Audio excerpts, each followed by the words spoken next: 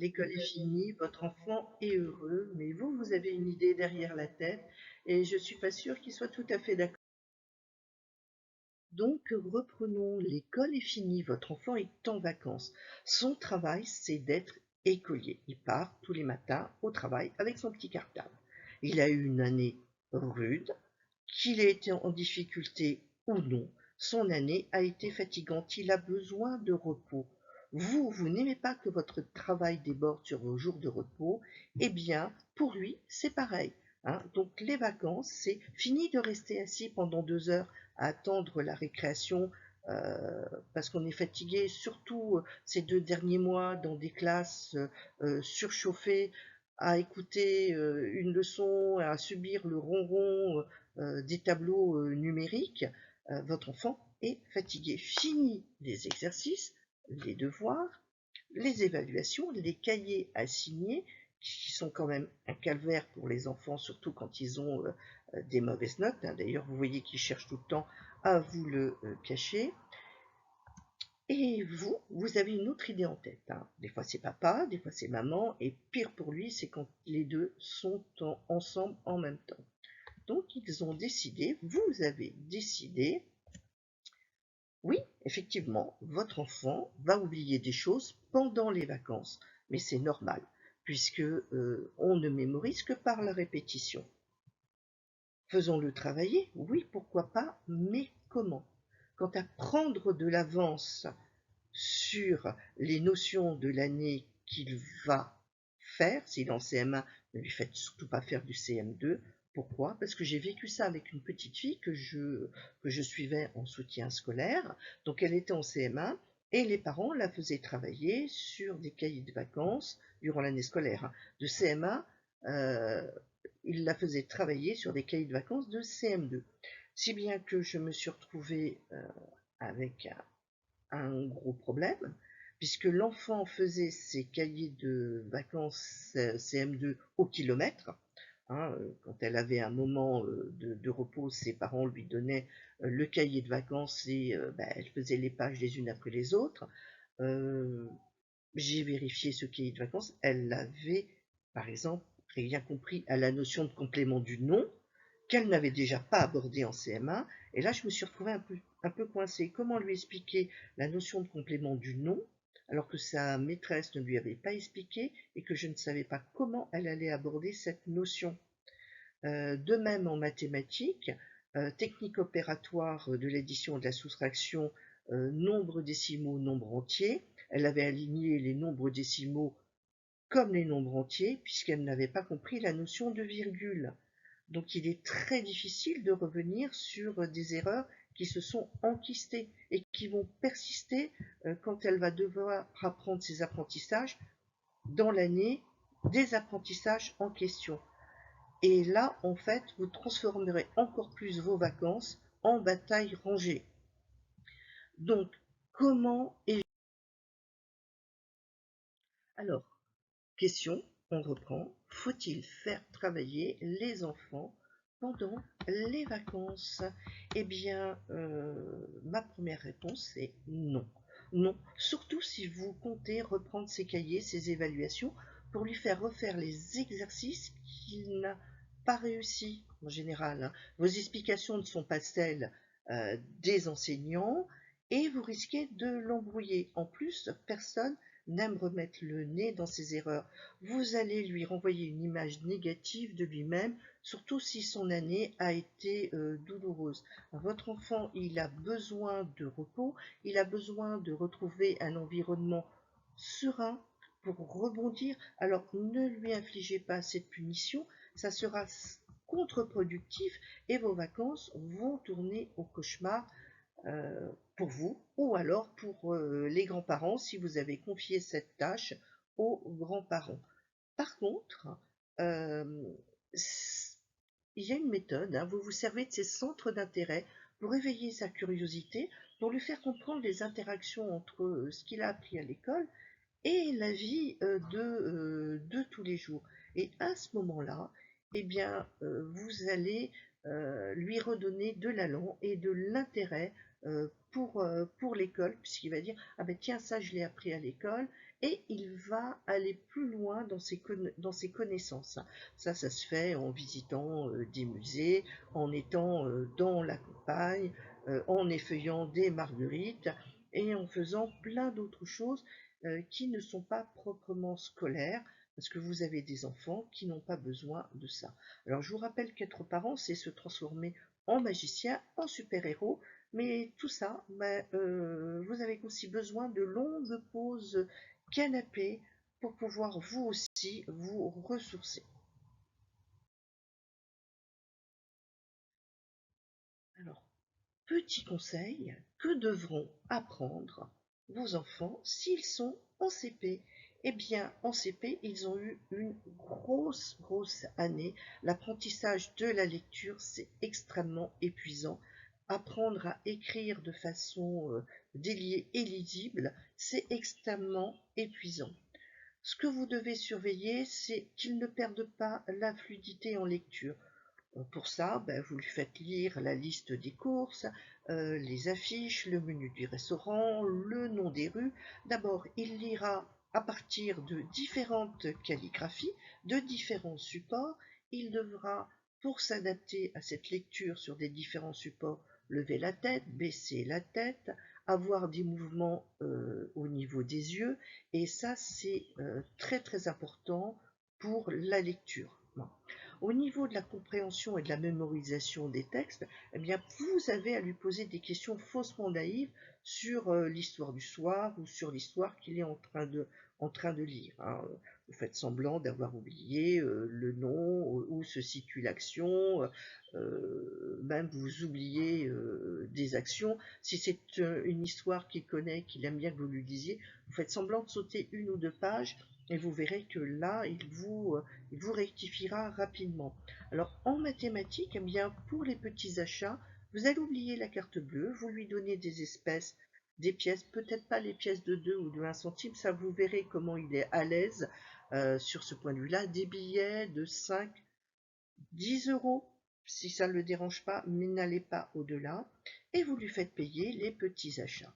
D'abord, ils seront fiers d'être responsabilisés, de devenir autonomes, et ils vont manier de manière intuitive les décimales et se familiariseront avec le calcul mental. Pour les CE1, eh bien les CE1, comme les CP, ils ont eu un très gros apprentissage.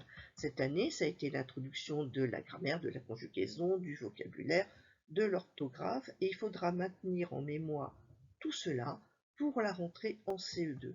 Alors, d'abord, toujours maintenir la vérification de la fluidité avec la lecture orale. Hein. Par exemple, vous pouvez lui demander de lire les étapes d'une recette pendant que vous préparez le plat. Le programme télé, en cherchant des horaires. Donc vous vérifierez aussi la compréhension de l'heure. Vous pouvez lui demander de lire le résumé des émissions ou du film que vous voulez voir ensemble. Pour la compréhension et faire des liens, vous pouvez faire semblant d'avoir oublié le nom de certaines choses. Alors vous lui décrivez et c'est à lui de mettre un nom sur ce que vous décrivez. Hein, c'est ce qu'on appelle l'implicite. Vous pouvez aussi continuer à utiliser le questionnement naïf sur ces lectures ou ces histoires du soir. Pour maintenir la fluidité dans le geste d'écriture, hein, le geste scriptural, eh bien faites-lui écrire des cartes postales. C'est vieillot, mais l'espace pour écrire dans les cartes postales, il est limité. Donc ça correspond très bien à sa capacité d'inventer des textes et d'écrire. Hein. Comme ça, vous pourrez vérifier son orthographe et la cohérence dans sa structure de phrase et maintenir, bien entendu, le geste graphique. En mathématiques, vous pouvez toujours utiliser, donc lui donner des espèces pour les achats. Les petits achats, faites aussi semblant de vous tromper, vous oubliez de lui donner 1 euro ou 50 centimes d'euros, mais pas au-delà, et vous voyez s'il vous réclame cet argent, s'il vous corrige. Vous pouvez aussi lui demander, en étant devant deux objets, lui faire part de vos hésitations sur l'achat de tel ou tel objet. Donc, poussez-le à comparer les deux objets. D'abord, il va se perfectionner à l'oral, enrichir son vocabulaire. Vous lui ferez lire les prix, donc il pourra essayer de comparer les prix, et il aura une petite initiation aussi de la décimale, hein. Euh, on peut l'initier aussi à la multiplication, par exemple le prix d'une glace. Une glace est 2 euros, vous êtes 3, vous lui demandez avec combien je dois te donner. Et quand vous allez lui donner l'argent, vous oubliez, si c'est des pièces de 1 euro ou de 2 euros, vous oubliez volontairement un peu d'argent, de manière à ce que lui aussi puisse vous dire, bah, tiens, tu t'es trompé, non, il me faut de temps. Là, on est dans l'initiation, addition, soustraction, multiplication, des techniques opératoires qu'il devra stabiliser à l'entrée du CE2. Et puis, pour vérifier sa compréhension de l'heure, vous pouvez lui faire lire l'heure sur des horloges, les horloges que vous rencontrez en ville, hein. Par exemple, ah ben tiens, j'aimerais bien aller à la plage, mais quelle heure est-il? Il est peut-être trop tard. Et comme par hasard, vous avez une horloge devant vous, donc vous lui demandez, est-ce que tu penses qu'il est trop tard? Donc il va lire l'heure et il va vous dire oui ou non.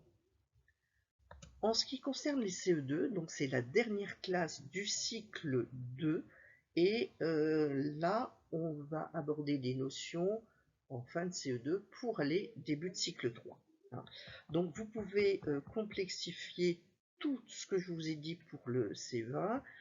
Vous pouvez reprendre l'écriture des cartes postales si votre enfant n'est pas à l'aise avec l'écriture, ou s'il est un petit peu plus à l'aise, lui faire écrire soit des petites lettres, soit des mails, à ce moment-là, qui vont demander une réflexion un petit peu plus élaborée dans la construction des phrases, la mise en place de la conjugaison et les accords dans la phrase, sans oublier quelque chose d'un petit peu plus ludique, mais qui va vous poser un problème, c'est le carnet de voyage. Le carnet de voyage, il mêle dessin et écriture, mais dans le cas d'un carnet de voyage, seule la créativité de l'écriture compte. Il ne faudra en aucun cas corriger ses fautes d'orthographe.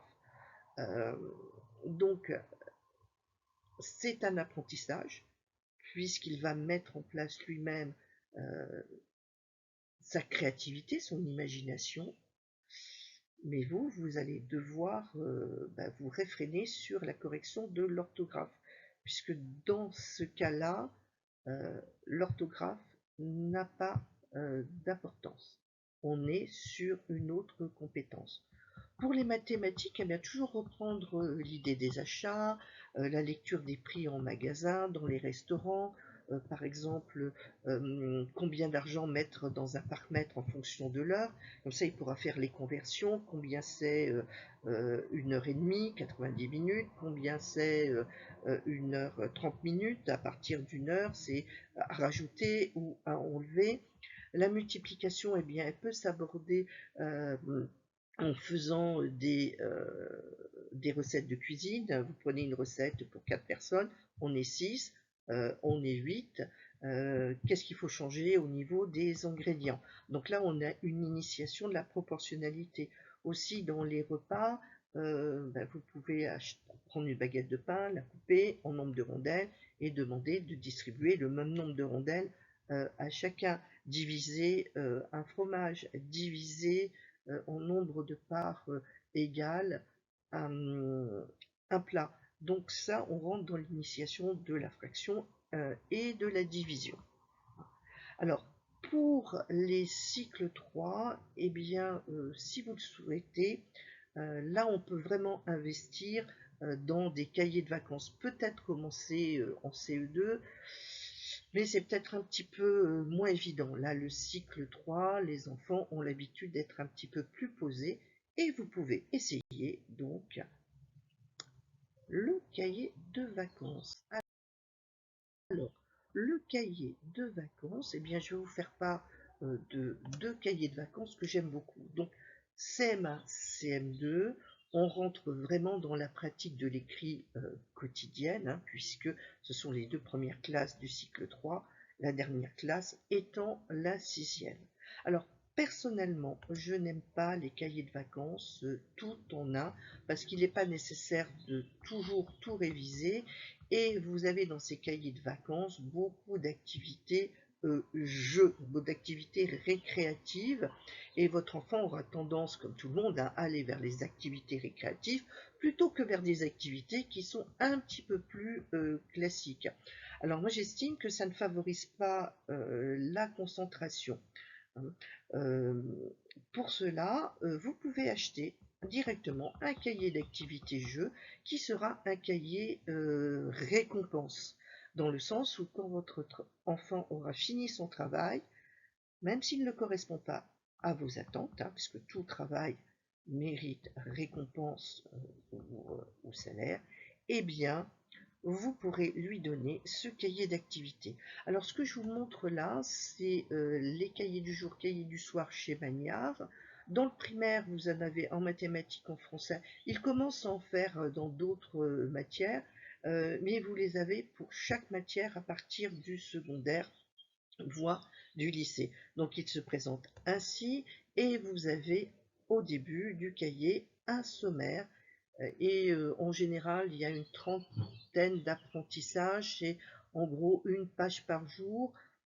Ne le faites pas travailler plus de 20 minutes par jour. Une demi-heure, c'est le maximum.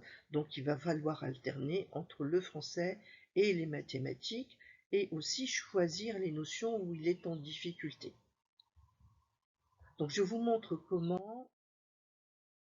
Alors, pour faire suite donc au choix des cahiers du jour, cahiers du soir de chez Magnard, je vous présente ici une page de travail. Nous sommes en français, c'est une page d'un cahier de 6e, je crois. Donc, vous voyez la matière, vous voyez la leçon, le titre de la leçon, le nom. Le nom, c'est une notion que l'on commence à apprendre dès le CE1 avec l'introduction de la grammaire, et que l'on va continuer à apprendre jusqu'en 3e. Bien entendu, cet apprentissage se complexifie, mais si les bases ne sont pas acquises en CE1, CE2, les difficultés vont persister jusqu'au collège. Donc, ce que j'aime beaucoup dans ces cahiers, ils ont presque toujours la même conception, hein, c'est qu'ici, vous avez la partie leçon. Donc, l'enfant n'est jamais laissé seul face à son travail. Il peut toujours se référer à la leçon, et ça l'aide à être autonome, et ça le sécurise. Hein. Sur un enfant qui est en difficulté, c'est vraiment très très bien. Alors moi je me servais de ce genre de cahier, soit en support de révision, soit en support d'autonomie. Et vous aviez toujours ici, numéro 1, c'est un exercice très simple que moi j'appelle exercice starter, exercice de mise en confiance. Vous avez à peu près plus de 95% de réussite sur ce type d'exercice. Puis tout au long de la page, vous avez des exercices à difficulté graduée qui se trouvent ici. Et pour réussir ces exercices, bien votre enfant pourra toujours se référer à la partie leçon qui se trouve tout en haut. Et tout ça sans le mettre en échec, et sans qu'il vous sollicite ou sans que vous ayez à vous emmêler, puisque vous savez qu'il a euh, un mémo de référence. Il y a aussi dans ces cahiers des corrigés. Alors, bien entendu, vous enlevez les corrigés, et vous pouvez laisser le corrigé à disposition de votre enfant. Ainsi, il pourra se corriger tout seul, ou vous pourrez, par exemple, en fin de journée, ou une fois tous les 2 jours, vérifier avec lui, mais de manière à ce que vous privilégiez son autonomie et le rythme de travail qu'il aura choisi. Alors, il ne faut pas non plus oublier les coloriages magiques. Hein. Les coloriages magiques ont des bienfaits pédagogiques qui ne sont plus du tout inventés. Euh, D'abord, il y a l'acquisition de la souplesse avec l'articulation, les articulations du bras, du poignet, la pince nécessaire à la tenue du crayon, hein, pour favoriser une écriture déliée, pour favoriser aussi la capacité à écrire dans le temps long, hein, puisque le coloriage, c'est une activité que les enfants aiment bien et font ça sur le temps long, hein. Autre chose, c'est apprendre à rester dans les frontières de la case, apprendre à ne pas dépasser. Ça, c'est très important parce que ça sera utile en mathématiques, en sciences, dans les cartes, en géographie, en histoire, en SVT, et ça, pendant tout le secondaire, voire pendant les études supérieures, hein. Il va apprendre à contraindre son geste pour répondre à la consigne, donc il va apprendre à s'inhiber et aussi il va apprendre à se concentrer. Alors ce que je faisais avec mes élèves au niveau des coloriages magiques, je leur faisais sortir les couleurs nécessaires et je faisais un travail donc couleur par couleur, et je faisais mettre des petits points dans les cases qui correspondaient à la consigne. Par exemple, s'il fallait que le résultat soit 9, toutes les cases 9 avaient un petit point bleu. Après les cases 15, je changeais de couleur et je répondais à la consigne. Pareil, hein, si c'était en français, je prenais une couleur, la couleur demandée par la consigne pour les noms, et tac, je faisais faire des petits points. Ainsi, vous aurez un coloriage magique constellé avec des couleurs, et votre enfant n'aura plus qu'à se concentrer sur je colorie, et il pourra changer de couleur s'il veut. Ça ne le dérangera pas, ça ne le mettra pas en erreur, hein, en échec. Puisque dans le coloriage magique, souvent l'enfant oublie, il va prendre une couleur et puis il va vouloir tout colorier en bleu, et puis des fois la couleur bleue va le lasser, il va rechercher une autre couleur, mais il va oublier que par exemple le vert, il faut faire 15 avec le vert, ou avec le rouge, il faut faire que 7 ou 8. Donc il va complètement oublier ça, il va se mettre à colorier, puis après il va se dire « Oh, j'ai fait une erreur ». Donc en faisant cette petite constellation, il a déjà le travail de concentration déjà fait, et il n'a plus qu'à se livrer au travail de plaisir du coloriage. Donc je vous mets ici deux coloriages magiques que vous pouvez trouver hein, sur Google. Il y en a des très simples et il y en a avec tous les âges, hein. Vous tapez coloriage magique, addition C20, CP, grammaire C20, CP, etc. Et vous trouvez tout ce dont vous avez besoin pour votre enfant.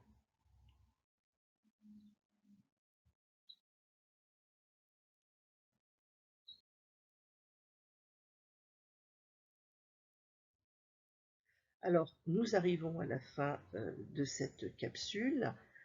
Si ça vous a plu, eh bien écoutez, n'hésitez pas à aller sur mon blog, hein, je vous mets les références ici, à vous inscrire sur ma newsletter, parce que je vais faire des newsletters. L'onglet coup de pouce se trouve ici sur le blog, et bien écoutez, je vous dis à bientôt sur mon blog ou en newsletter. Au revoir.